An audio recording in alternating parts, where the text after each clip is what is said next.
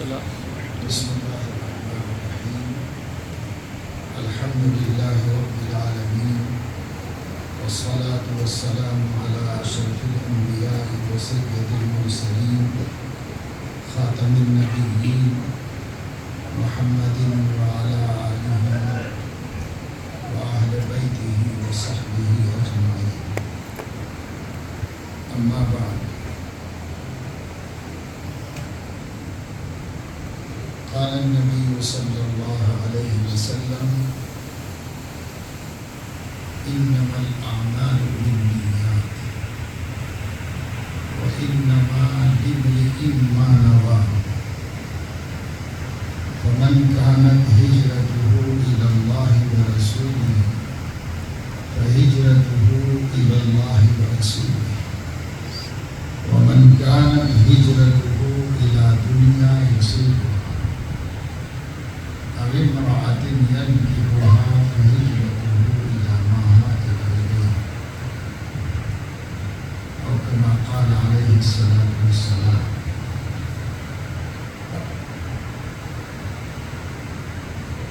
اصلاحی مجلس کے عنوان سے آج کی یہ مجلس رکھی گئی ہے.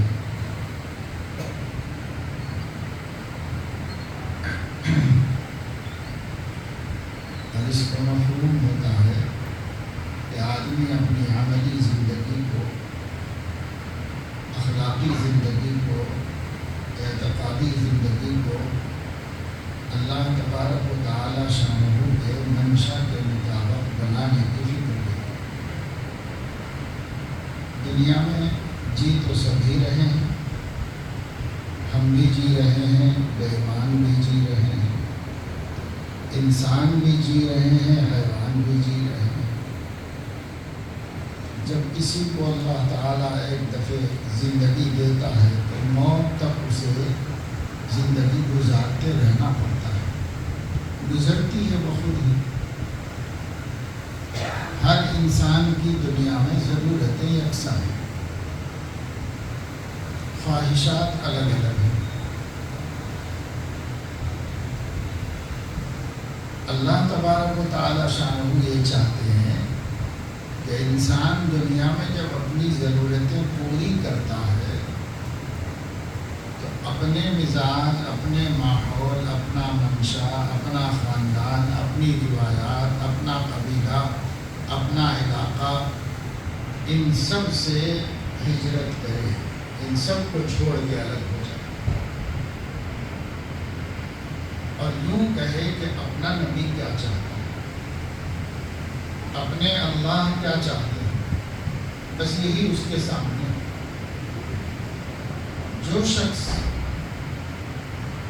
علاقہ، زمانہ، خاندان، قبیلہ اور مختلف نسبتوں سے زندگی گزارنے کا سلیقہ سیکھتا ہے اور اس کے مطابق زندگی گزارتا ہے، وہ مردود زندگی اللہ اس کے منہ پر مار دیں گے. اللہ تعالیٰ اسے اس کے سامنے پر رکھ دیں گے. اور جو شخص اللہ کے بھیجے ہوئے نبی کے اسوہ حسنہ پر زندگی گزارتا ہے وہ اللہ کی مقبول زندگی ہے. اللہ تعالیٰ اسے عزت دیں گے، شرف دیں گے اور مرنے کے بعد اس کو بہتر ٹھکانے میں پہنچا کر ہمیشہ کی زندگی کو خوشیوں والی زندگی بنا. ایک انسان دنیا میں اس لیے نہیں بھیجا گیا ہے کہ وہ خواہشات کی تکمیل. آپ دیکھتے ہیں دوسروں کو چھوڑیے، ہر شخص اپنی خواہشات کو دیکھ لے اور اس دنیا کی زندگی کے وسائل اور اسباب اور قیام کو دیکھ لے. مشکل سے 60-70 برس کی زندگی ہے. اسباب اور وسائل اپنے اختیار میں نہیں، اپنے ہاتھ ہی میں نہیں. اور خواہشات دیکھو تو ایسی 10 زندگیوں میں بھی پوری ہونا مشکل ہے. تو کیا ممکن ہے کہ اس دنیا میں کوئی کسی کا جی خوش ہو جائے؟ کیا ممکن ہے کہ اس دنیا میں کوئی بھی ہوس پرست یہ کہہ سکے اب میری ہر تمنا پوری ہو گئی ہے، اب مجھے جینے کی کوئی تمنا نہیں، سوائے اللہ کے ان بندوں کے جن کو زندگی کی حقیقت سمجھ میں آئی اور انہوں نے تمنائیں ہی نہیں بنائی۔ جو تمنا تھی وہ آخرت کے لیے، جو تمنا تھی مرنے کے بعد کے لیے، تو وہ تو کہہ سکتے ہیں کہ بھائی بہت اللہ نے دے دیا، اب کچھ نہیں چاہیے۔ چنانچہ اللہ کے نیک بندے جن کو دنیا کی حقیقت سمجھ میں آ گئی ہے، ان لوگوں کو دنیا میں کوئی ہوس ستا نہیں رہی، کوئی خواہش دنیا پریشان نہیں کر رہی۔ ایک انسان ہونے کے ناطے راحت، آرام، عزت، خوشی، خوشحالی ان کے بھی دل میں آتی ہے، لیکن ملے نہ ملے اس سے ان کو کوئی زیادہ دلچسپی نہیں۔ اگر تمنائیں پوری ہوتی ہیں اللہ کا شکر ہے، اس کا کرم ہے، میں تو اصلاح کروں۔ نہیں پوری ہوتی ہیں اللہ کا فیصلہ ہے، اس کی مرضی ہے، وہ جو چاہے کرے، وہی بہتر ہے، وہی مناسب ہے۔ جو شخص ایسے جی رہا ہے اس کو دنیا میں تکلیف کیا ہے؟ اس کو دنیا میں کوئی تکلیف نہیں۔ وہ قضا و قدر کا اپنے کو پابند بنا کر جی رہا ہے، اللہ کے فیصلوں سے راضی ہو کر جی رہا ہے۔ اور جو شخص اللہ کے فیصلوں سے راضی نہیں ہے اور وہ اپنے من سے جینا چاہتا ہے، تو وہ بھی جی کے دیکھ لے، جی کے دیکھ رہے ہیں دنیا میں، کیا ان کی زندگی ان کی تمناؤں کے پورا ہونے کے لیے کافی ہے؟ ہرگز نہیں کافی ہو سکتی۔ ہزار آرزویں ایسی کہ ہر آرزو پہ دم نکلے، بہت نکلے میرے ارمان، پھر بھی کم نکلے۔ مرتے وقت بھی یہی کہے گا کہ بہت سارے تو باقی ہے۔ عربی کا مقولہ ہے، مجدد الفسانی رحمہ اللہ نے ایک صاحب خط میں لکھا، کم من حسرات دفنت فی الصدور، کتنی حسرتیں ہیں جو سینوں میں دفن ہو گئی، یعنی دل ہی میں رہ گئی، پوری ہونے کا موقع ہی نہیں ملا۔ کتنی حسرتیں ہیں ہر کسی کو۔ موسیٰ علیہ السلام نے جو ملک الموت کو ایک تھپڑ مار دیا تھا تو ان کو بھی جینے کی خواہش ہے۔ یہ اور بات ہے کہ وہ امت کے غم میں جینا چاہتے ہیں، امت کی ہدایت کے لیے جینا چاہتے ہیں۔ ابھی لوگ بگڑے ہوئے ہیں، ابھی لوگ تربیت نہیں پائے، ابھی لوگ خدا کے سچے مسلمان بنتے نہیں بن سکے۔ اب میں چلا جاؤں گا کہ رہا سہا دین بھی ختم ہو جائے۔ اچھی حسرت تھی، دینی حسرت تھی، امت کا غم تھا، لیکن یہ حسرت ان کی پوری نہیں ہوئی، اور اس حسرت کے ساتھ ہی دنیا سے جا۔ تو اس دنیا میں کوئی بھی آدمی اپنی چاہت کے مطابق زندگی گزار نہیں سکتا۔ اس لیے سمجھداری کی بات یہ ہے، عقل مندی کی بات یہ ہے کہ آدمی یہ طے کر لے کہ مجھے اپنی مرضی سے زندگی نہیں گزارنا ہے، بلکہ جیسے اللہ چاہتے ہیں ایسے جی کے دینا ہے، اللہ کو ایسے جی کے بتانا ہے جیسے وہ چاہتے ہیں۔ اور وہ کیسا چاہتے ہیں؟ انہوں نے ہر ایک کو بتانے کے بجائے اپنے نبی کو بتا کر اور اپنے نبی کو اس پہ چلا کر انہیں امت کے لیے اس پہ حسنہ بنایا۔ ہر مسلمان کو عقیدے سے لے کے اخلاقیات، معاملات ہوں کہ معاشرت، عبادت ہو کہ عقیدہ اور ایمان، سب میں اسی ایک ہستی کا اتباع ہے۔ ابھی حج کا سیزن ہے، بہت لوگ جا چکے، بہت لوگ جا رہے ہیں، باہر ریاستوں سے نکل رہے ہیں، باہر نکلنے والے ہیں۔ جن جن لوگوں نے حج کا ارادہ کیا وہ کب سے، سال بھر سے اور 6 مہینے سے، اور جیسے جیسے وقت قریب آ رہا ہے ان کی فکر بڑھتی جائے، ان کا سیکھنا بڑھتا جائے. وہ حج کیمپس میں شرکت کر کے سیکھ رہے ہیں، وہ کتابیں پڑھ پڑھ کے سیکھ رہے ہیں، وہ جہاں جہاں کھٹک ہو رہی علماء سے پوچھ رہے ہیں، اور دوران حج بھی معلوم کرتے رہیں گے، پوچھتے رہیں گے، اور یوں وہ پریشان اور فکر مند رہیں گے اور ہیں، اور سب جگہ نظر آ رہا ہے. ایک آدمی کو حج کرنا ہے تو اس کے سیکھنے کی اتنی فکر ہے، اور ایک آدمی کو شادی کرنا ہے تو اس کے سیکھنے کی فکر نہیں ہے. کبھی اس کو خیال آیا کہ کوئی کتاب پڑھی جائے؟ اس لڑکے کو خیال آیا کہ کبھی کسی عالم کا وعظ سنا جائے اس عنوان پر؟ اس کو خیال آیا کہ بھائی کوئی تربیتی کیمپ ہونا چاہیے جیسے جس میں میری اور میرے گھر والوں کی تربیت ہونی چاہیے؟ کہ شادی نبی کی سنت ہے، کیسے کیا جاتا ہے؟ حج بھی نبی کی سنت ہے، اس کو سیکھنے کی فکر ہے، نماز کو سیکھنے کی فکر ہے. چھوٹی چھوٹی باتیں جن کی شریعت میں کوئی اہمیت نہیں ہے، مگر ایک عبادت کرنے والے کو اس کی فکر ہے، اور وہ معلوم کرتا ہے، مولانا سے علماء سے معلوم کرتا ہے کہ سب یہ کیسا ہے، ایسا ہو گیا، ایسا ہو گیا. لیکن شادی تو ایک پوری زندگی ہے. اس کے بارے میں کیا پوچھا، اس کے بارے میں کیا سیکھا؟ نماز 5 سے 10 منٹ میں ہو جاتی ہے، حج صرف 5 دن میں ہوتا ہے. گروپ قافلہ چاہے کتنے دن کا جائے، حج ہوتا ہے صرف 5 دن میں. عمرہ تو چند گھنٹوں میں ہو جاتا ہے، 2-3 گھنٹے میں آسانی سے ہو جاتا ہے. کوئی بھی عبادت مختصر سے وقت میں ادا ہو جاتی ہے. ہمیں اس عبادت کی تو فکر ہے. روزہ رکھتے ہیں آپ، صبح صادق سے لے کر غروب آفتاب، کبھی 12 گھنٹے کبھی 14 گھنٹے ہو جاتے ہیں، کبھی اس سے بھی گھنٹے 10-11 گھنٹے ہو جاتے ہیں. اتنی تو کرنا ہے عبادت. اس کا ایک ایک مسئلہ، ایک ایک جزیہ، چھوٹی چھوٹی باتیں علماء سے پوچھیں. لیکن شادی آدمی جوانی میں کرتا ہے، جب تک موت نہ آئے. یہ ایک عبادت ہے جو وہ کر رہا ہے. اس عبادت کو سیکھنے کی ضرورت ہی نہیں سمجھا. یہ بھی سیکھنے کی چیز ہے.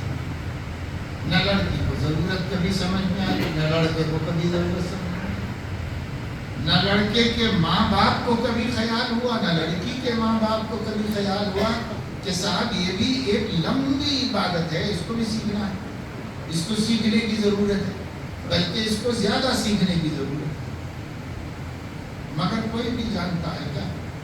کیوں نہیں کرتے کوشش؟ اس کی وجہ سے یہ ہے کہ نماز کو عبادت سمجھتے، حج کو عبادت سمجھتے، روزے کو عبادت سمجھتے، لیکن نکاح کو، شادی بیاہ کو، کاروبار کو، لین دین کو، معاملات کو، معاشرت کو عبادت نہیں سمجھتے، اسے دین نہیں سمجھتے. ہم اس میں کیوں لوگ ڈسٹرب کرتے ہیں؟ بھائی یہ تو ایک سماجی ضرورت ہے، ہم کر رہے ہیں. اس میں کیوں بتایا جا رہا ہے کہ یہ مت کرو، یہ کرو، یہ کرو، یہ کرو؟ اس وجہ سے ہماری نیت ہی کو درست نہیں کرتے. نکاح کے لیے بھی نیت کو درست کرنا چاہیے. کیوں کرایا گیا ہے نکاح؟ آپ کر رہے ہیں، میرا دل بول رہا، آپ کر رہے ہیں، مجھے خواہش محسوس ہو رہی. خواہشات کی پیروی تو اسلام میں درست ہی نہیں ہے. پھر خواہش کی بنیاد پہ ہم کیسے کریں گے؟ اللہ نے ہماری مناسب خواہشات کو دین بنا دیا، عبادت میں داخل کر دیا. اب آپ کو عبادت کی بنیاد پہ ہی کرنا ہے، خواہش کی بنیاد پہ نہیں کرنا. عبادت بنا دیا اللہ نے اس کو، اگرچہ کہ وہ ہماری خواہش ہے. جب اللہ نے اس کو عبادت بنا دیا تو اس کو بھی اپنے تقرب کا وسیلہ بنا دیا.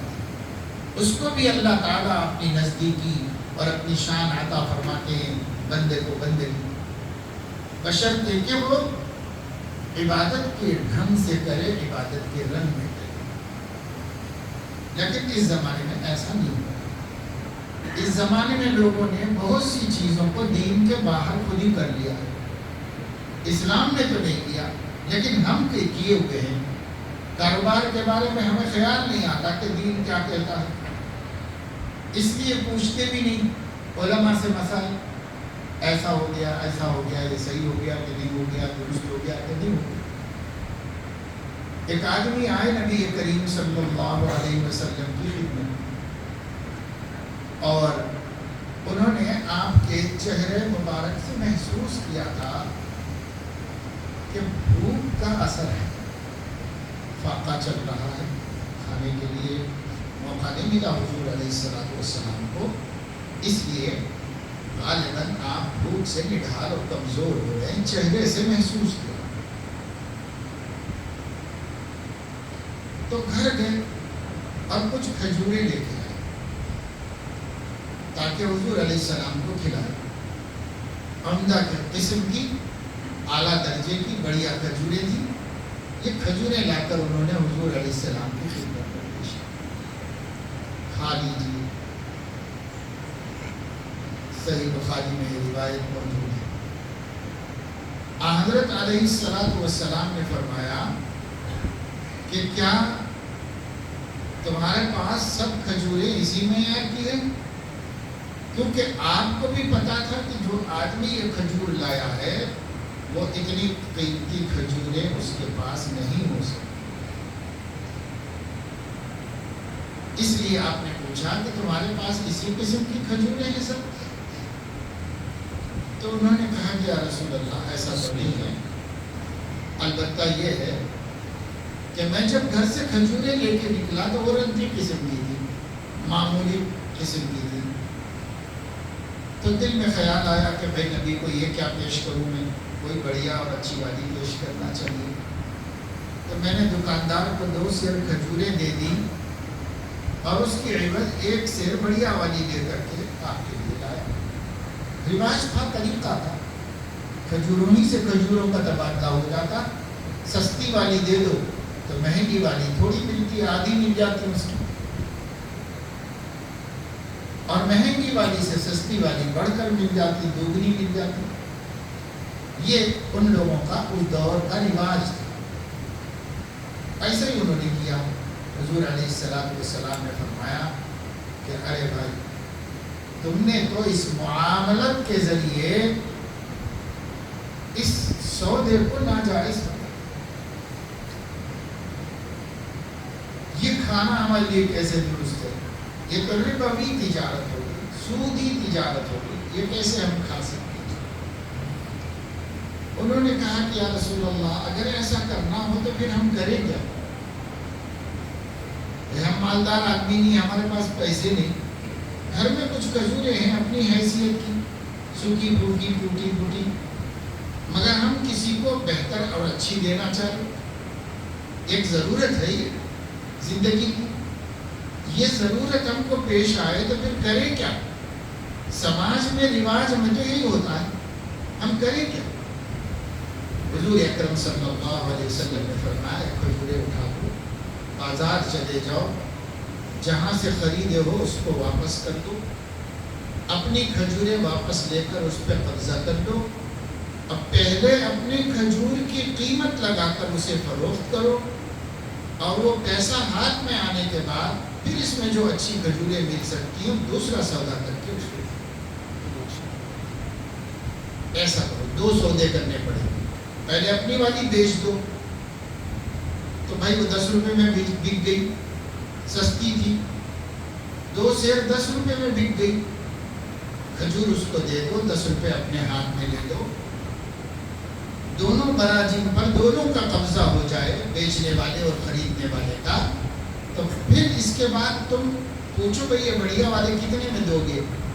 وہ 10 روپے میں جتنی دے دے اس سے دوسرا معاملہ کر کے خرید لو۔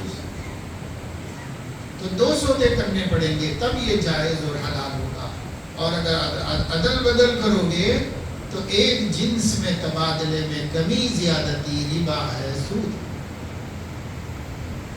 اس لیے تمہارا یہ معاملہ جو اب کرے وہ سودی ہے، اور جیسے میں سکھا رہا ہوں ایسے کرو تو یہ بالکل حلال۔ وہ گئے، انہوں نے اس کو اس طریقے سے کیا، پھر لے کے حضرت علیہ السلام نے نوش فرمایا، قبول کیا، کھایا۔ تو کیا فرق ہوتا ہے؟ یہ معاملات ہیں، لین دین، خرید و فروخت۔ خرید و فروخت میں بھی اسلام اپنا اپنا اصول اور اپنے ضابطے کا مومن کو پابند کرنا. ایک آدمی سوچ سکتا ہے کہ بھئی ویسا کر کے بھی وہی ہوا، ایسا کر کے بھی وہی ہوا، کوئی فرق تو نہیں پڑا. چنانچہ قرآن مجید میں ہے کہ بعض مشرکین نے کہا کہ انما البیع هو الربا، یہ جو نفع ملتا ہے یہ بھی تو نفع بھی تو جو ہے نفع ہے، اور ربا جو ہے وہ بھی نفع ہی ہے، وہ بھی نفع ہے، وہ بھی نفع ہے. اس نفع کو آپ کا دین حلال کرتا ہے، اس نفع کو حرام کرتا. تو اللہ رب العزت نے فرمایا کہ یہ تو نہ سمجھ سکنے کی وجہ سے، ورنہ اللہ تعالی نے اس کو نفع کو حلال کیا ہے، ربا کو حرام. احل اللہ البیع وحرم الربا، شرعی خرید و فروخت سے جو فائدہ حاصل ہو اسے اللہ نے حلال کر دیا ہے، اور غیر شرعی خرید و فروخت میں جو بچے اسے اللہ نے حرام کر دیا. احل اللہ البیع وحرم الربا. جب اللہ نے بیع کو حلال کر دیا اور ربا کو حرام کر دیا تو یمحق اللہ الربا ویربی الصدقات. کوئی آدمی سود کمائے تو اللہ اس کو مٹانے کا ارادہ کر لیا ہے، مٹا کر رہے گا اللہ. اور اگر کوئی صدقہ کرے تو اللہ نے اس کو بڑھانے کا ارادہ کیا ہے. جیسے اونٹ کے بچے کو اونٹ کا مالک پالتا ہے، میں صدقے کو ایسے پالتا ہوں، اور پال کے جیسے یہ چھوٹا سا بچہ پیدا ہوا بڑا اونٹ بن جائے گا، اس کے مالک کی نگہداشت و نگرانی میں تمہارے صدقے کو بھی چاہے روپیہ ہو، جب بدلہ دینے کا وقت آئے گا اونٹ کی طرح بڑھا کرتا، اسے بڑھاتا رہوں گا، اس کو اضافہ کرتا رہوں گا. تو اللہ نے فرمایا صدقات کو تو میں بڑھاتا رہوں گا، لیکن جہاں سود ہوگا، سودی معاملہ ہوگا، اس کو ڈبانا ہی ڈبانا ہے، میں اس کو ڈباتا ہوں، کیونکہ میں نے حرام کر دیا ہے اور بندہ میرے اوپر جرأت کر رہا ہے. جب وہ جرأت کر رہا ہے تو دیکھیں کس کا مقابلہ ہے، کون جیتتا ہے. إِن لَمْ تَفْعَلُوا فَاعْلَمُوا بِحَرْبٍ مِّنَ اللَّهِ وَرَسُولِهِ. اگر سود سے باز نہیں آتے تو اللہ رسول سے جنگ کے لیے سن لو اعلان، لڑو اللہ سے، دیکھیں گے کون جیتتا ہے. ہماری آنکھیں تھوڑا بہت لوگوں کو ترقی کرتا ہوا دیکھتے ہیں سودی اور حرام اور ناجائز کاروبار کے ذریعے سے، لیکن ہم اگر قریب جا کر دیکھیں، میں کم از کم اپنی زندگی میں کسی کو سودی کاروبار میں سکسیس ہوتا ہوا نہیں، کسی کو نہیں دیکھا. بڑے بڑے حکمران برباد ہوئے، تباہ ہوئے سودی معاملے. ان کا مسلمان 1000-2000 کے سودی قرضے لے کر اپنی زندگی بنا رہا ہے، اپنی زندگی جیسی تیسی ہے اس کو بھی برباد کر رہا ہے، اسے بھی خاک میں ملا.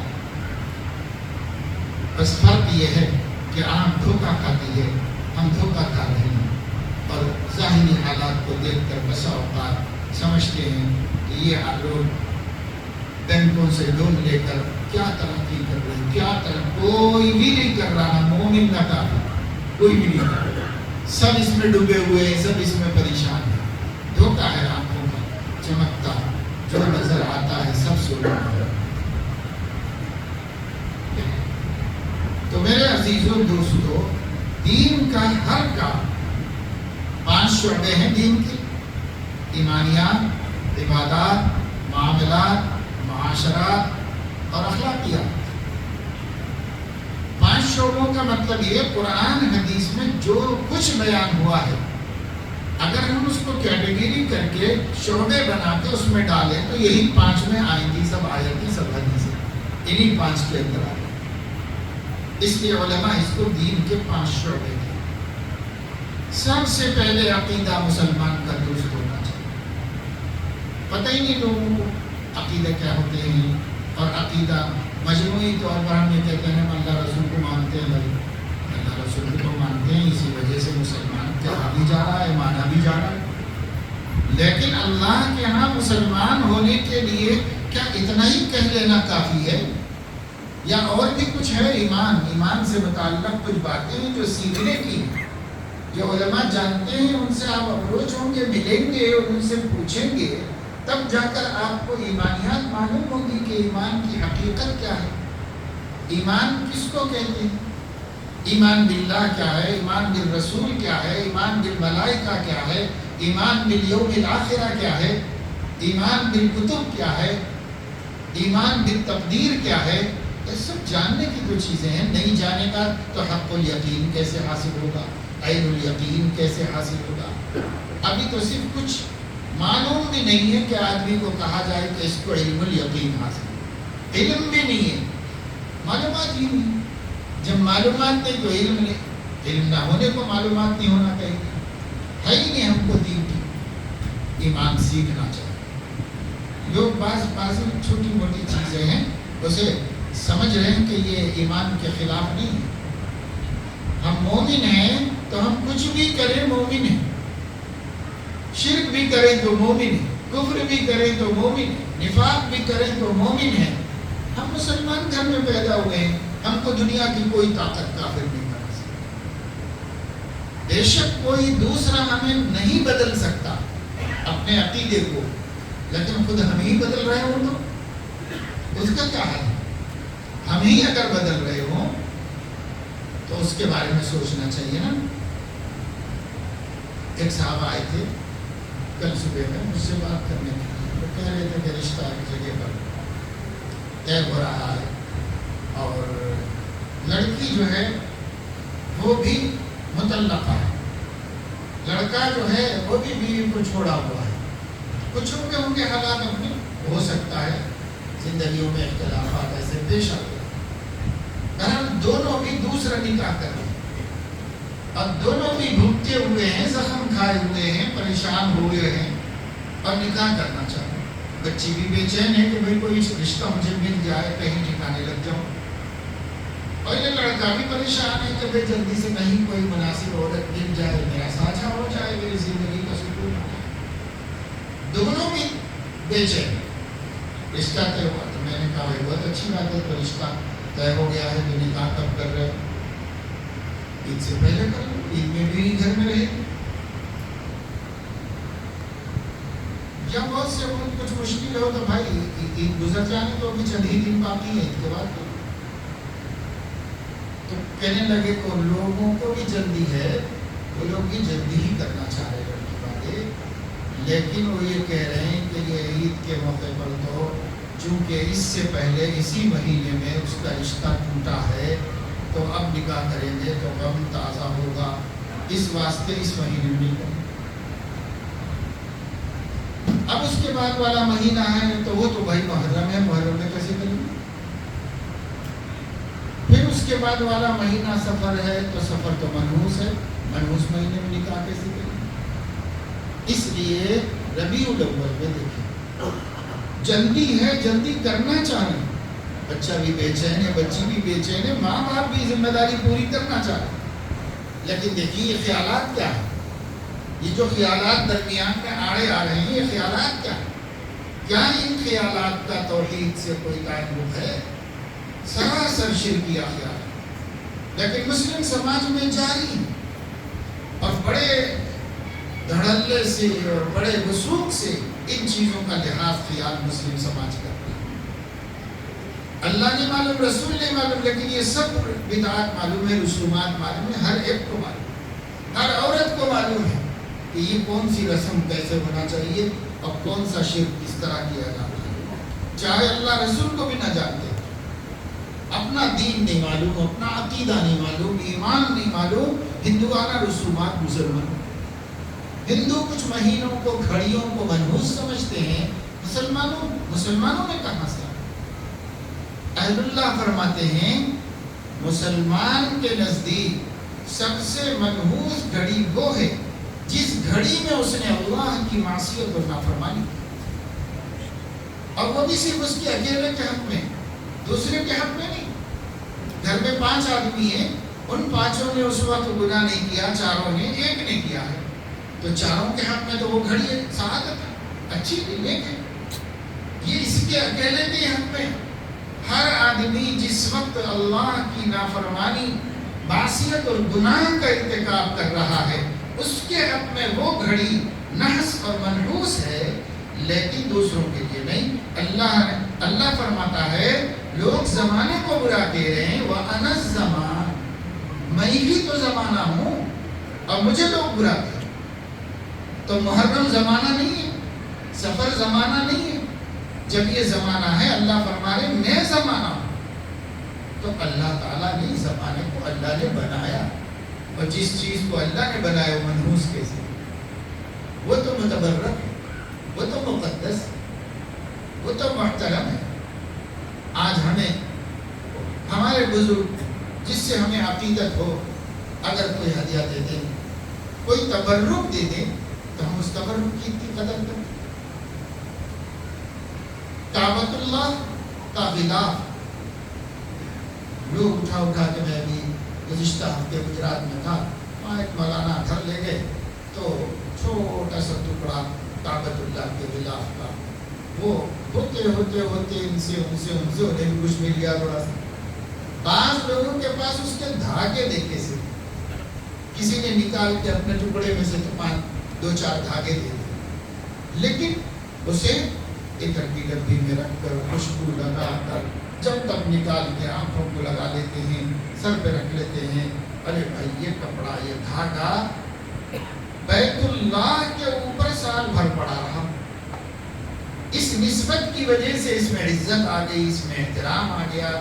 کرنا چاہیے، میں منع نہیں کرتا، کرنا چاہیے، احترام کی چیز ہے، احترام کرو.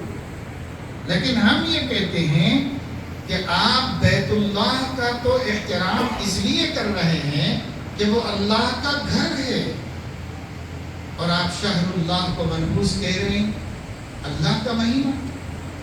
جب حضور علیہ السلام سے پوچھا گیا یا رسول اللہ، رمضان کے روزوں کے بعد سب سے افضل روزہ کون سا ہے نفل روزوں میں؟ تو حضرت علیہ السلام نے جواب دیا، افضل الصیام بعد صیام رمضان صیام شہر اللہ المحرم. رمضان کے روزوں کے بعد سب سے افضل روزے اللہ کے مہینے شہر اللہ کے محرم کے روزے ہیں. یہ سب سے افضل نفل روزے ہیں. یہ حضور فرمائے بیت اللہ کی آپ اس لیے عزت کر رہے ہیں، وہ اللہ کا گھر ہے، پھر شہر اللہ کی کیوں نہیں عزت کر رہے کہ وہ اللہ کا گھر ہے؟ کئی لوگ ایسے ہیں جو حیدرآباد سے اور مختلف شہروں سے لاکھوں روپے خرچ کر کے، جنہیں اللہ نے پیسہ بہت دیا، حرم میں جا کے حرم میں بیٹی کا نکاح کریں. ایسی بھی رسمیں آج کل چل پڑی. جب رسومات چلتی ہیں، رسومات اندھی ہوتی ہیں، وہ دین تو بنے گی نہیں کسی بھی حال میں، یہ عمل دین تو نہیں بنے گا. لیکن پتہ نہیں کسی کے دماغ میں آ گیا کہ میں بیٹی کا نکاح حرم میں. تو ایک صاحب سے ملاقات ہوئی، انہوں نے کہا 40 اہل خاندان کو، قریبی رشتہ دار 40 قریبی رشتہ داروں کو اپنے خرچے سے نکاح میں لے گئے ہیں حرم سے، یہاں سے. اب دھوکے میں دھوکا عمرے کا ویزا نکالا. آج کل تو وزٹ ویزا آسان کر دیا گیا ہے، پہلے ممنوع تھا، یعنی بہت مشکل سے ملتا تھا. تو عمرے کا ویزا آج کل عمرے ہی کو وزٹ کے لیے بھی استعمال کیا جا رہا ہے، حکومت نے کر دیا. لیکن جب منع تھا تو مسلم کنٹری کے حکمران نے منع کیا تھا، اس لیے اس کا حکم ماننا مسلمانوں پر واجب و لازم تھا، کیونکہ اس نے ایک انتظامی کام کیا ہے.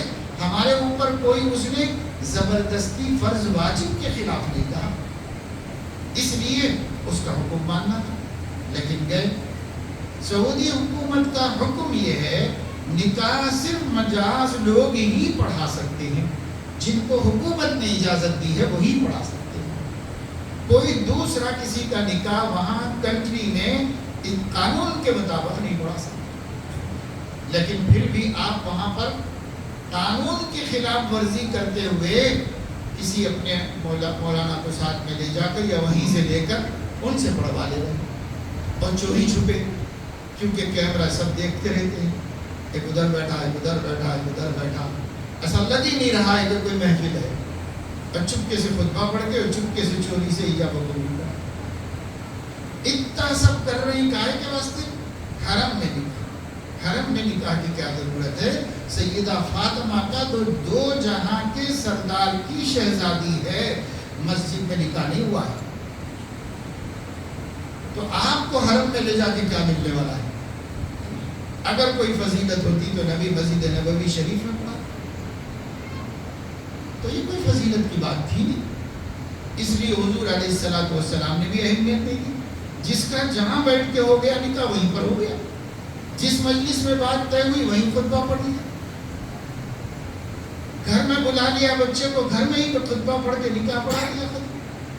البتہ ایک بات ہے کہ حضور علیہ السلام نے فرمایا نکاح کی شہرت، اعلان، اس زمانے میں تو اس کی کوئی خاص اہمیت نہیں تھی، لڑکے ہی لڑکی کو پسند کرتے تھے، بات چیت انہیں کی ہوتی تھی، وہی نکاح کر لیتے تھے، مگر اس زمانے کے اندر جا کر اس نبی کی تعلیم کی قدر سمجھ میں آتی ہے کہ آپ نے فرمایا اعلنوا ھذا النکاح واجعلوہ فی المساجد، یہ نکاح جو ہوتے ہیں علل اعلان کرو، اور اعلان کا طریقہ یہ ہے کہ محلے کی مسجد میں،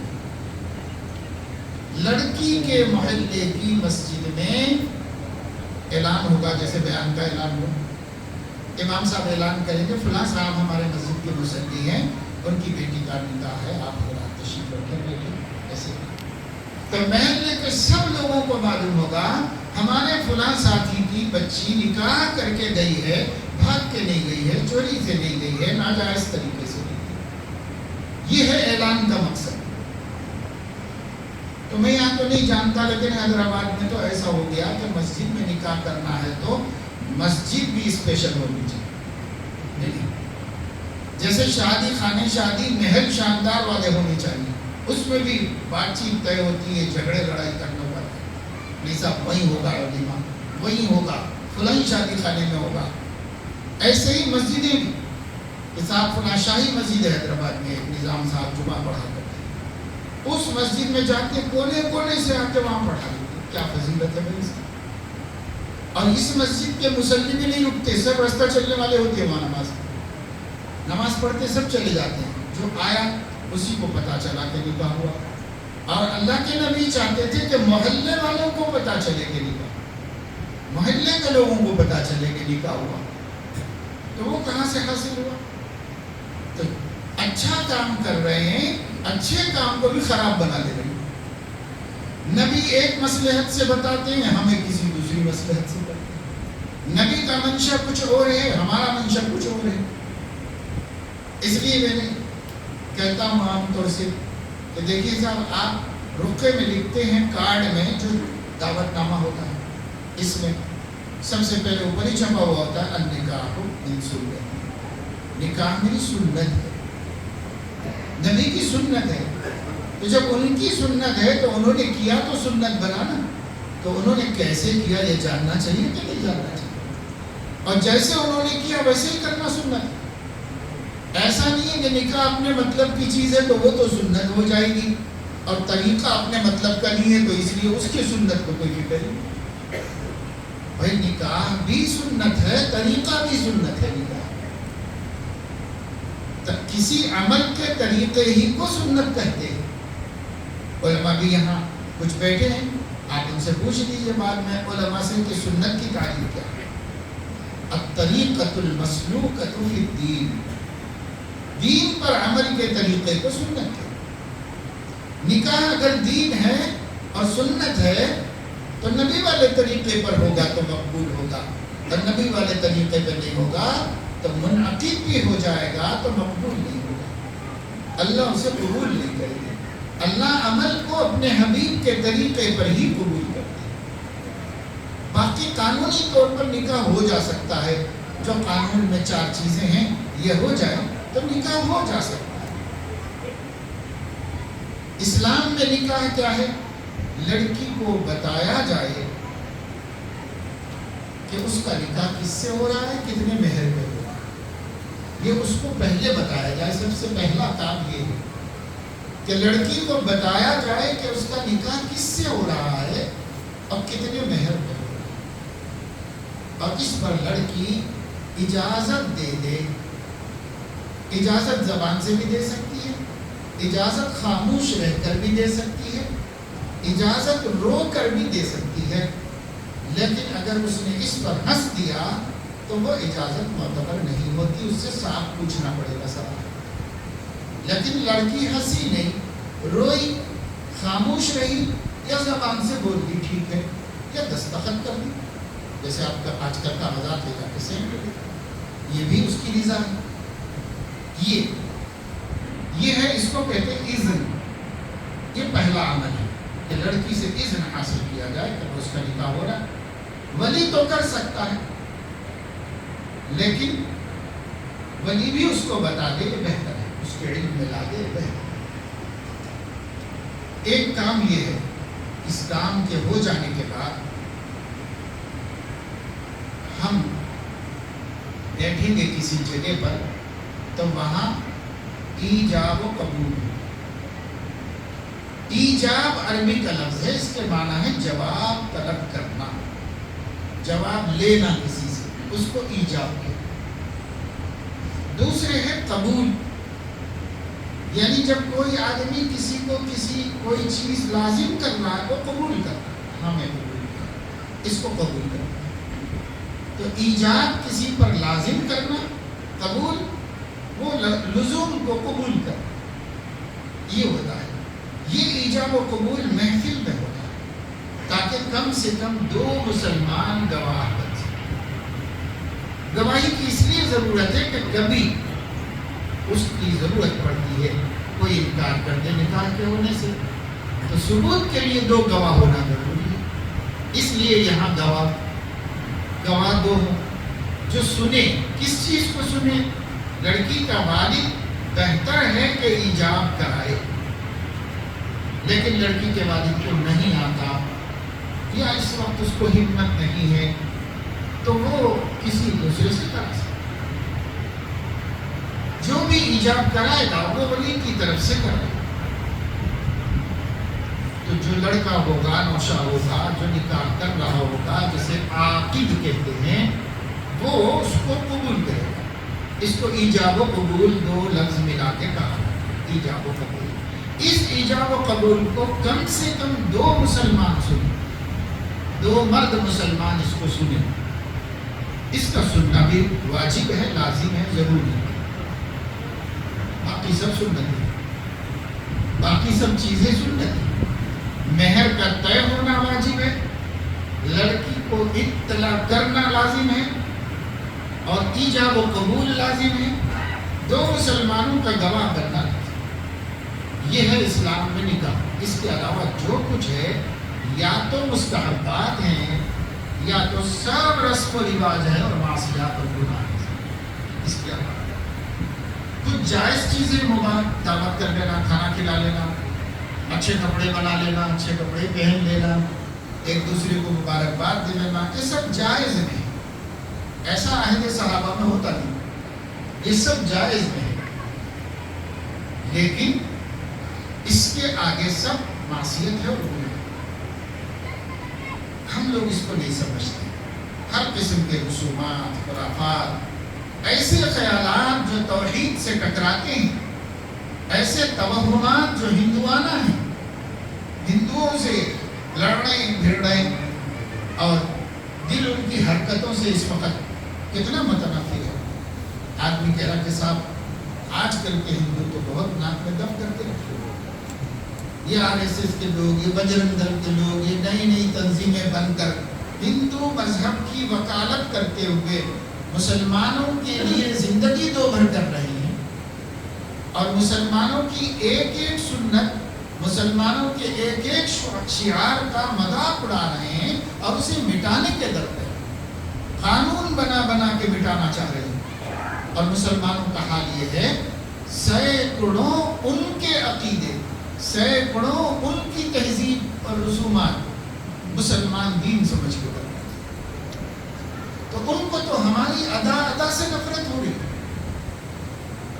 اور ہمیں کسی بندے سے تو نفرت نہیں کرنا چاہیے، لیکن اپنے دین کے خلاف ہر چیز سے نفرت کرنا چاہیے۔ آپ کے دین کے اندر یہ سب چیزیں ہندوانہ تہذیب میں سے آئی، شادی بیاہ کی کل رسومات اسی میں سے آئی، کچھ بھی مہندی ہے، سانچک ہے، وہ کیا کیا ہے، دعوتیں ہیں، فلاں ہے فلاں ہے فلاں ہے، اللہ رحم کرے۔ یہ چیز بڑے شہروں کے اندر حد سے تجاوز کرتی ہے، اور مرٹھواڑے کے علاقے میں نہیں تھی۔ شادی بیاہ سادگی سے جب میں 20-25 سال پہلے سے آنے لگا ادھر، تو بڑی سادگی کی شادیوں میں شرکت کیا، کتاب پڑھانے کے لیے، کبھی ولیمہ کھانے کے لیے بلا لیا لوگوں نے، چلا گیا، بڑی سادگی سے ہندو مسلم سب مل کے سیدھا سادہ کھانا کھائے اور چلے گئے، کچھ بھی رسومات نظر نہیں آئے۔ لیکن رفتہ رفتہ شہروں کا اثر دیہاتوں پر، قصبوں پر پڑنا شروع ہو گیا، اور پھر نت نئی قسم کی خرافات اور برائیاں مالداروں سے غریبوں کے اندر آتی اور آتی چلی جا رہی ہیں۔ اب یہ علاقے بھی محفوظ نہیں رہے طرح طرح کی خرافات سے۔ لین دین تو ہے ہی ہے، ان سب چیزوں سے بچنا چاہیے۔ اسلام کا مطلب یہی ہوتا ہے اپنے سماج کو درست کر لو بھائی، دوسرے کے سماج کو ہم درست نہیں کر سکتے۔ میرا سماج میرا گھر ہے، میں اپنے گھر کے لوگوں کو تو درست کر لوں۔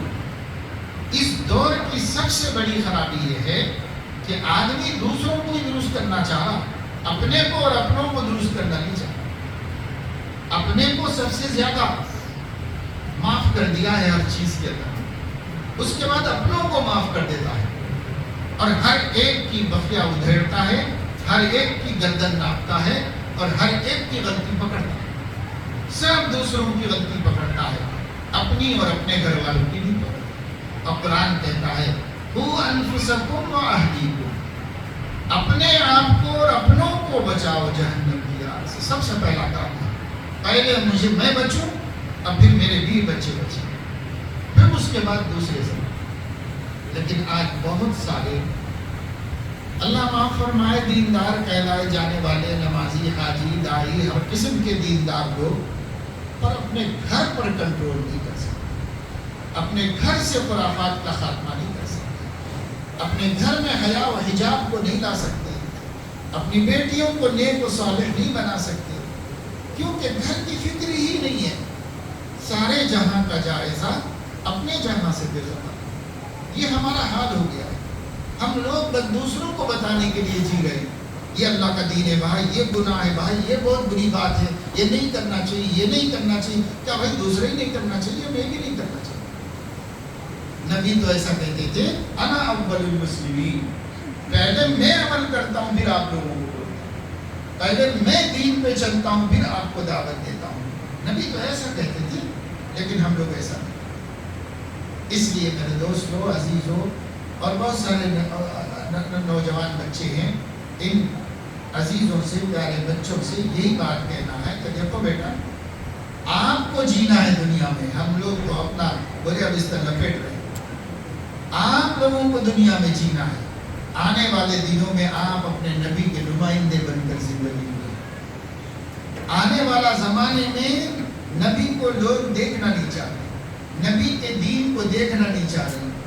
آنے والے زمانے میں بلکہ اب سے شروع کر دیا کہ یہ سچا دین، یہ سچا مذہب، یہ سچا اسلام، اس سے اور اس کے ماننے والوں سے نفرت باقاعدہ پیدا کی جا رہی، ابھی پیدا بھی نہیں ہو رہی، بہت سارے غیر مسلموں میں تو زبردستی پیدا کی جا رہی، زبردستی ان کو بھی ایسا بن جاؤ، ایسے بنو، ان لوگوں کے معاملے میں ان لوگوں پہ کیوں بھروسہ کرتے، ایسے دوست احباب کو تک برگلایا جا رہا ہے، تو ان کی شادی میں آپ جا رہے ہیں، آپ مسجد میں کیوں جاتے ہیں، آپ کیوں جاتے ہیں، آپ کو نہیں معلوم یہ ٹیررسٹ ہیں، یہ دہشت گرد ہیں، یہ ہمارے جینے کو محال کر دیں گے، یہ لوگ ہم لوگوں کو سب کو قتل کر دینا چاہ رہے ہیں۔ ایسا ماحول زبردستی اچھے خاصے بھولے بھالے غیر مسلم برادریوں میں بھی پیدا کیا جائے، تو نتیجہ یہ ہو رہا، پرانے لوگ تو زیادہ متاثر نہیں ہو رہے، نوجوان سب متاثر ہوتے ہیں، اور روز یہ قصے جو ہم اخباروں میں پڑھ رہے ہیں، آنکھوں سے دیکھ رہے ہیں، یہ اسی نفرت کے پیدا کرنے کا نتیجہ۔ اس لیے میرے پیارے بچوں،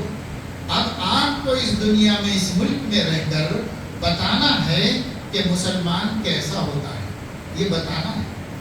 لیکن بسا اوقات آپ کی حرکتیں بتا بتا کر اور دلیل پیش کرنا، دیکھو ایسا ہوتا ہے مسلمان، ایسی دلیلیں پیش کرنا مسلمان.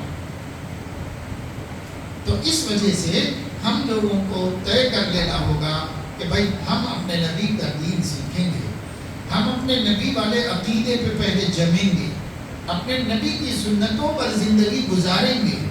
کسی کو اچھا لگے نہ لگے، لیکن دنیا میں ہمارے نبی کے طریقے سے اچھا کوئی طریقہ ہی نہیں ہے.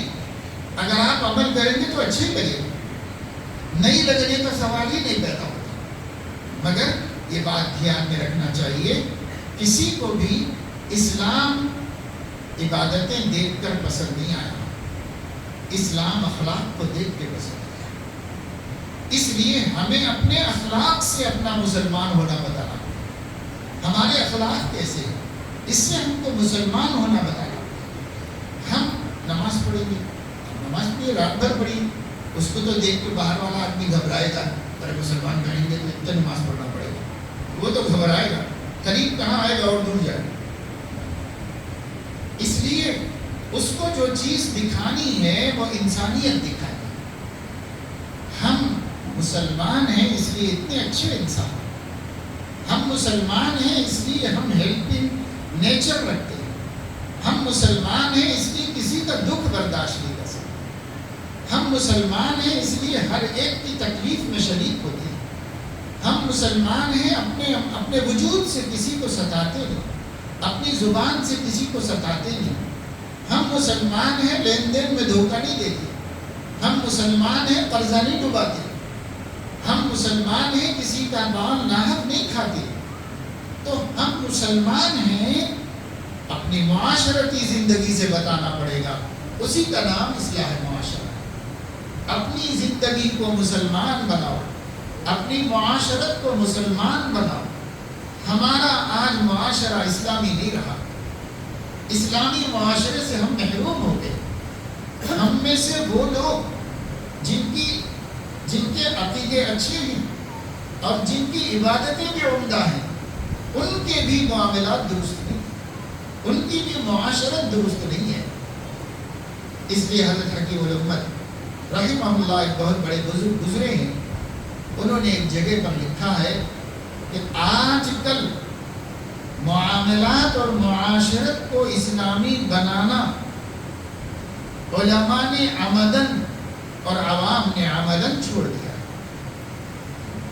سب نے چھوڑ دیا ہے، خواص نے بھی چھوڑ دیا، عوام نے بھی چھوڑ دیا کہ ہمارے معاملات اور ہماری معاشرت اسلامی ہو. فکر ہی نہیں ہم کو. کچھ لوگوں کو عقیدے کی فکر ہے اور کچھ لوگوں کو عبادت کی فکر ہے. معاملے معاشرے کی نہ ان کو ہے نہ ان کو ہے، کسی کو بھی نہیں کہ ہمارے معاملات و معاشرت کیسے. اور جب معاشرت درست نہیں ہوگی تو اصلاح معاشرہ کیسے ہوگا بھائی؟ کیا تقریر سے معاشرہ درست ہوتا ہے؟ ہاں، یہ تقریر ہے، یہ مذاکرے صرف اس لیے ہے یاد دہانی ہوتی رہے. کچھ تو کوشش کریں گے ہم، یاد دہانی ہوتی رہے گی. 10 قدم چلنا چاہیے، 1 چلیں گے 2 تو چلیں گے. 10 باتیں بری ہیں ہمارے سماج میں اخلاق میں تو 2 تو چھوڑیں گے. سنتے سنتے کچھ تو ہمت کرے گا، یہ بھی بڑا نفع ہے. اس لیے مذاکرہ نافع ہے. ذکر فإن الذکرى تنفع المؤمنین. لیکن ایک بات میں صاف صاف عرض کرتا ہوں، یہاں ائمہ علماء بھی ہیں، اس لیے کہتا ہوں کہ یہ جو مذاکرہ ہے نا، اس مذاکرے کے عنوانات بھی ہم لوگوں نے مخصوص کر دیا. یہ جماعت یہی عنوان پہ بولتی ہے، دوسری کوئی بات نہیں بولتی. یہ جماعت یہی عنوان پہ بولتی ہے، دوسری کوئی جماعت بات نہیں بولے گی. تو باقی باتیں کون بولے گا؟ سوال پیدا ہوتا ہے. میں کسی جماعت پر تنقید تبصرے کے بغیر سمجھانے کے لیے صاف بات کرتا ہوں. میں صاف بولنے کا آدمی. مثال کے طور پر تبلیغی جماعت ہے، ان کا اپنا عنوان ہے بے نمازیوں کو نمازی بنانا، جو مسجد سے دور ہیں ان کو مسجد سے قریب کرنا، جو آخرت سے غافل ہیں ان کے اندر آخرت کا فکر پیدا کرنا. یہ ان کا اپنا ایک عنوان ہے. اسی کو انہوں نے ٹارگیٹ کیا، اسی پر 100 برس سے محنت کر رہے ہیں، جدوجہد کر رہے ہیں۔ جتنا مقصد ہے وہ مقصد میں کامیاب ہے، اور اس کا فائدہ دکھ رہا ہے، آنکھوں کو نظر آ رہا ہے، امت کو دکھائی دے رہا ہے۔ جماعت اسلامی ہے، ان لوگوں کے سامنے ٹارگیٹ صرف یہ ہے کہ مسلمانوں کو دنیاوی اعتبار سے بھی کیسے ترقی یافتہ بنایا جائے۔ چنانچہ وقتاً فوقتاً پروگرام کرتے رہتے ہیں، ان پروگراموں میں موقع کے مناسب سے اور بہت اچھے وقتوں پر اچھے عنوان ہیں یہ کہ وہ پروگرام کرتے ہیں کہ صاحب کیریئر گائیڈنس، نوجوان بچے اب پڑھنے کے اس رخ پر آئے ہیں، اس مرحلے پہ آئے ہیں کہ ان کو فیوچر بتایا جائے کہ صاحب آپ کون سا سبجیکٹ میں ہوگے تو کیا اچھا پڑھ سکو گے، کیا آپ کا مستقبل اچھا ہو سکے گا۔ یہ اسی طریقے سے بچوں کو سوشل ایکٹیویٹیز کی مشق کرانا اور اپنے نوجوانوں سے قوم کی، ملت کی، سماج کی، انسانیت کی خدمات لینا، تو یہ ان لوگوں کا اصل ٹاپک ہے۔ اور اس ٹاپک کے مطابق سماج میں وہ لوگ اپنا یہ کام کر رہے ہیں۔ میں نہیں کہہ رہا ہوں کہ غلط کر رہے ہیں، اچھا کام ہے کر رہے ہیں، جماعت والے اچھا کام ہے کر رہے ہیں، لیکن یہ ٹاپک اور اس کے بعد اور خدمت خلق کا ایک شعبہ ہے، جگہ جگہ بیت المال قائم ہے، مسلمانوں کی معاشی تنگی کو دور کرنے، بھوک مری اور پریشانی کو ختم کرنے کے لیے مختلف پروگرام بنا کر ان پر پیسہ خرچ کر رہے ہیں، مسلمانوں سے لے رہے ہیں، مسلمانوں پہ لگا رہے ہیں۔ یہ بھی دین کا ایک عنوان ہے، اچھا کام ہے، ٹھیک ہے، کر رہے ہیں۔ اسی طریقے سے سیاسی لوگ ہیں، جس قدر ان سے ہو سکے مسلمانوں کا بھلا کرنے کی سیاسی طور پر کوشش ہے۔ تو سماجی عنوان، سیاسی عنوان اور معاشی عنوان اور نماز کا اور دین کا عنوان، مگر یہ سب ملا کر جتنے میں گنا سکتا ہوں یا آپ کے شہر میں کام ہو رہے ہیں، سب ملا کر وہ اچھے ہیں، قابل تعریف ہیں، اس سے اختلاف کیے بغیر یہ پورا دین نہیں ہے، یہ پورا دین نہیں ہے۔ پورے دین سے یہ کام کرنے والا بقیہ دین سے غافل ہے، وہ کام کرنے والا بقیہ دین سے غافل ہے، یہ کام کرنے والا بقیہ دین سے غافل ہے۔ یہ اللہ کے گھر میں بیٹھ کے میں آپ کو سچی بات بتا رہا ہوں، پورے دین کی فکر سب کو نہیں ہے۔ حضرت مولانا الیاس صاحب رحمہ اللہ نے فرمایا تھا، ہماری اس تحریر کا مقصد پوری امت کو پورے دین پہ لانا ہے، پوری امت کو پورے دین پہ لانا ہے، ٹارگٹ پوری امت ہے، اور کیا لانا ہے؟ پورے دین پہ لانا ہے۔ پورا دین کس کو کہتے ہیں؟ آج سے 1400 سال پہلے سیدنا محمد الرسول اللہ صلی اللہ علیہ وسلم کی حیات طیبہ میں ان کی 40 برس کی عمر سے لے کر 63 برس کی عمر تک 23 سال میں اللہ نے جو کچھ ان پر الہام فرمایا، القاء فرمایا، وحی فرمائی، وہ پورا دین، جو کچھ نبی پر الہام ہوا ہے وہ پورا دین، جمیع ما جاء بہ نبی جو کچھ لے کر آئے۔ آپ یہ تو کر سکتے ہیں کہ یہ پہلے، یہ زیادہ ضروری ہے اس لیے اس کو پہلے، یہ تو کہہ سکتے ہیں آپ، لیکن پہلے کے بعد دوسرے کا نمبر آئے گا، تیسرے کا نمبر آئے گا، چوتھے کا نمبر آئے گا، یا پہلے میں موت آ جائے گی، زندگی ختم ہو جائے گی، تو اللہ کو کیا نہ دکھائیں گے؟ اللہ آپ سے آپ کا پورا دین پوچھے گا، یا اللہ رب العزت آپ سے آپ کی پسند کا دین پوچھے گا؟ پورا دین۔ اس لیے تحریکیں ہوں، جماعتیں ہوں، دین کی خدمت گزار ہوں، علماء ہوں، سب کی ذمہ داری ہے کہ وہ اللہ کے پورے دین کو متعارف کرائیں سماج کو، تب جا کر اصلاح معاشرہ ہوگا، نہیں تو اصلاح معاشرہ کیسے ہوگا؟ پورا دین بتاؤ بھائی۔ بعض باتیں ہماری قوم کو ذرا کڑوی لگتی ہے، تو اگر پھوڑا بن گیا ہے پھنسی تو ڈاکٹر نشتر لگائے گا کہ نہیں لگائے گا؟ تو علماء کسی کی پرواہ نہ کرے، مریض گالیاں دیتا ہے تو گالیاں سن لیتا ہے، یہ اس امید پر کہ جب اس کو صحت ہوگی تو وہ خود چل کے آ کے مجھے گفٹ لا کے دے گا، پھول کا ہار پہنائے گا، ڈاکٹر صاحب آپ اچھا کریں، میں رو رہا تھا تو نہیں چھوڑے گا۔ کے بھی لوگ اس وقت قدر کریں گے جب ان کو دین سمجھ میں آئے گا. تب تک گالیاں دیں گے، برا بھلا کہیں گے، مخالفت کریں گے، مسجدوں سے نکالیں گے، محلوں سے بھگائیں گے. ہوگا نبیوں کے ساتھ ہوا ہے تو علماء کے ساتھ بھی ہوگا. وہ یہ سب مان لے یہ سب ہوگا تو گزروں گا جیسے میرے نبی گزرے. لیکن اللہ کا دین بولنے میں کسی سے کوئی ڈر نہیں کروں، برابر بنوں. لا یخافون فی اللہ لومۃ لائم. اللہ کے خاطر کسی ملامت گر کی ملامت کا کوئی اندیشہ نہیں. ملامت سے داعی نہیں ڈرتا، ملامت سے داعی نہیں ڈرتا، ڈرانے سے نہیں ڈرتا، خوف دلانے سے خوف زدہ نہیں ہوتا، مارنے سے ہمت نہیں ہارتا. کیا نہیں ہوا نبی کے ساتھ؟ لقد اوذیت فی اللہ کما لا یوذی احد ولقد خفت فی اللہ کما لا یخاف احد. راہ خدا میں مجھے اتنا ستایا گیا کہ کسی کو نہیں ستایا گیا، اور راہ خدا میں مجھے اتنا ڈرایا گیا کہ کسی کو نہیں ڈرایا گیا. یہ تو ان کے نائبین کے ساتھ سب پیشان ہوا. جب تک اس کی ہمت ہم ہارتے رہیں گے معاشرے کی اصلاح نہیں ہوگی، دین زندہ نہیں ہوگا. جب ہم ہمت لے کے کھڑے ہو جائیں گے کوہ استقامت، پہاڑ بن جائیں گے چاہے کچھ ہو جائے، مگر اللہ کے دین دنیا تک پہنچانا ہے. اللہ کا دین لوگوں کو بتانا ہے. ہر جگہ غمی میں، خوشی میں، معاملات میں، معاشرت میں، کاروبار میں اور بازار میں، لین دین میں، تعلقات میں، آپس کی معاشرت میں، خاندانی رشتوں کو نبھانے میں، اور یہ سارے جگہوں پر دین ہے مگر ہم اس کی کوئی پرواہ نہیں کر رہے. پردہ حجاب میں دین ہے لیکن ہم اس کی کوئی پرواہ نہیں کر رہے. آج مسلم سماج کے اندر پردہ نام رہ گیا ہے، باہر نکلتے وقت برقع پہن لیں. حالانکہ یہ برقع پہننا تو کوئی اللہ کا حکم نہیں، پردہ کرنا اللہ کا حکم ہے. برقع پہننا کوئی دین کا حکم نہیں. آپ چادر اوڑھ کے پردہ کر لو یا برقع پہن کے کر لو، لیکن آپ بھی پردے میں جاؤ اور آپ کا لباس اور زیور بھی پردے میں جائے. جب باہر نکلے اور جب گھر میں رہیں تو جسم پردے میں رہے، اور اچھا سے اچھا لباس پہنو اور اچھے سے اچھا زیور پہنو اپنے محرموں کو دکھانے کے واسطے.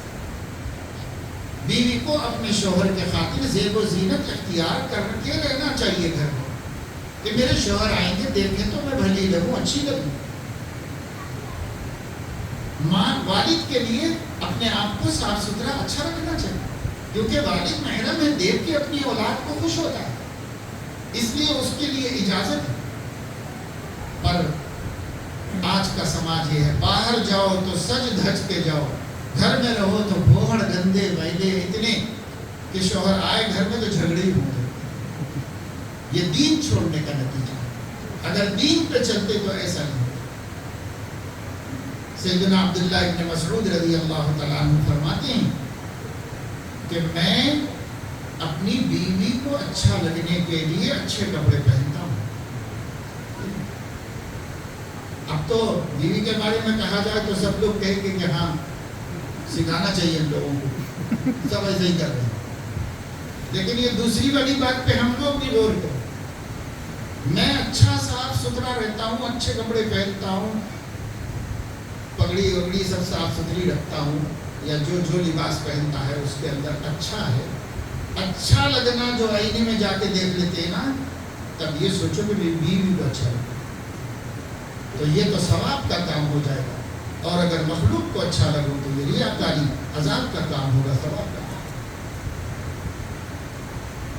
ہمارا دین جہاں چھوٹا وہاں مصیبت ہے، جہاں دین ہے وہاں امن ہے، امان ہے، سکون ہے، اطمینان ہے، دل کے اندر بہار ہے، خوشیاں ہے. اگر دین ہے تو دین نہیں ہے تو کچھ نہیں، اور دین پورا ہونا چاہیے. اس لیے یہاں جو عوام حضرات ہیں ان سے گزارش ہے کہ آپ علماء سے بے نیاز مت بنو. آپ اپنے شہر اپنی بستی کے ائمہ اور علماء کرام سے دوستی ہو، خصوصاً نوجوان ہمارے، آپ اپنی بستی کے علماء کے دوست بن جائیں. انشاءاللہ وہ آپ سے آپ کی دنیا نہیں مانگیں گے، آپ کو اپنے پاس جو دین ہے وہ دے. تو آپ ان سے دین لینے کے لیے دوست بن جائیں. اور جب تک اپنے کاموں سے پڑھ رہے ہو، کام کر رہے ہو، مزدوری کر رہے ہو، ملازمت کر رہے ہو، کمپنی کر رہے ہو، جو بھی کر رہے ہو، مصروف ہیں، مصروف رہو، نہیں چھوڑو مصروفیت کو. لیکن تھوڑا سا وقت نکال کے علماء کے پاس جاؤ اور علماء کے پاس بیٹھو اور بیٹھ کر کے کچھ دین سیکھو. روزانہ 15 منٹ دے دو یا پھر ہفتے میں چھٹی کے دن 1 گھنٹہ دے دو، آدھا گھنٹہ دے دو. اتنا کر لو آپ. اس سے آپ کو سال بھر میں اتنا علم آ جائے گا کہ آپ کو خوشی بھی ہوگی کہ میں اللہ کا دین جانتا ہوں، میں یہ بات سیکھ لیا، میں یہ بات سیکھ لیا، میں یہ بات سیکھ لیا. علم آتا ہے تو خوشی ہوتی. اس لیے آپ اس کی طرف توجہ دیں. سب نوجوانوں سے اور سب بڑے حضرات سے بھی سماج کے اپنے علماء سے جڑے رہیے، علیحدہ مت ہوئیے. اس واسطے کہ سماج اندھیرا ہو گیا ہے اور علماء اللہ کے رسول کا علم رکھنے کی وجہ سے اپنے پاس روشنی ہے. چونکہ روشنی ان کے پاس ہے تو جس کے پاس روشنی ہے ان سے اپنا رابطہ ہونا چاہیے تاکہ ہمارا اندھیرا دور ہوتا ہے. اس لیے علماء سے تعلق رکھیں. اور علماء کرام سے ادب گزارش یہ ہے کہ وہ عوام سے اپنے رابطے کو بڑھائیں. اس وقت علماء بہت مستغنی ہیں عوام سے. کوئی خود سے آگے ملے تو ٹھیک ہے، نہیں ملے تو کوئی پرواہ نہیں. ایسا نہیں ہوتا نبیوں کا کام. انبیاء علیہ السلام ایک ایک کے بارے میں فکر مند ہوتے اور ایک ایک کے بارے میں انہیں لو لگی ہوتی، کیا کروں، کیسے کروں کہ اس کو ہدایت مل جائے.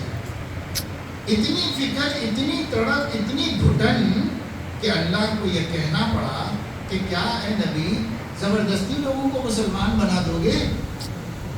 کیا آپ زبردستی بنا دو گے؟